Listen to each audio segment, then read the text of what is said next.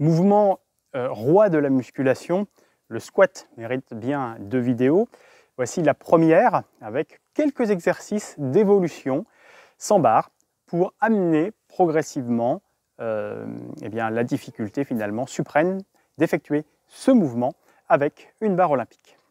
Simplement, réaliser l'exercice au poids du corps. On attaque tout de suite.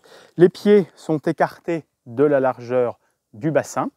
Les genoux vont rester systématiquement dans l'axe des pieds et ça va être simplement d'effectuer une flexion en gardant les genoux en arrière de la pointe des pieds. On peut s'aider des mains pour la réalisation de l'exercice.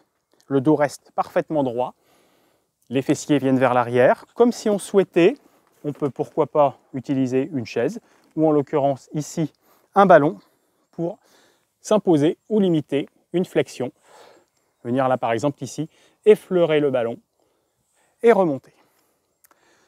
Ce ballon, on peut s'en servir d'une autre façon dans la réalisation de l'exercice, c'est d'utiliser le ballon contre le mur.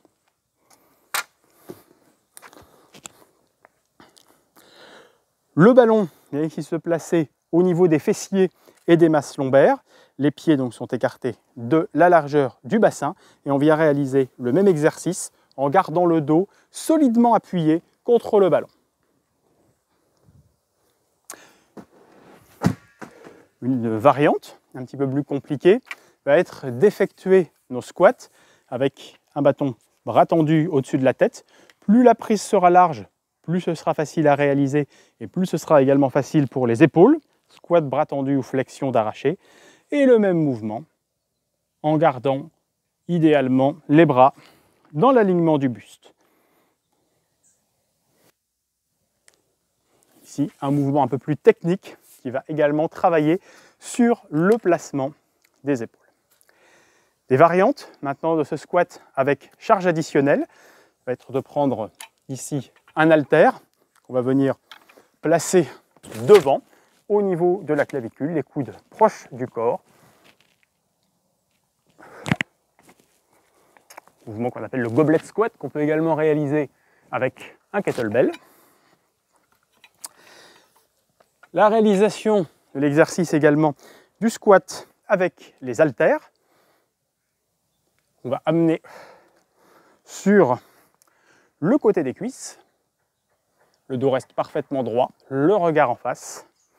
On inspire à la descente et on souffle à la montée. D'autres variantes pourront être réalisées, comme celle par exemple d'effectuer un squat, idéalement avec les pieds sur des steps si on veut avoir un peu plus d'amplitude.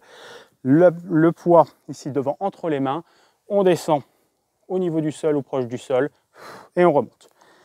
Avoir les pieds sur un step permet d'augmenter l'amplitude du mouvement.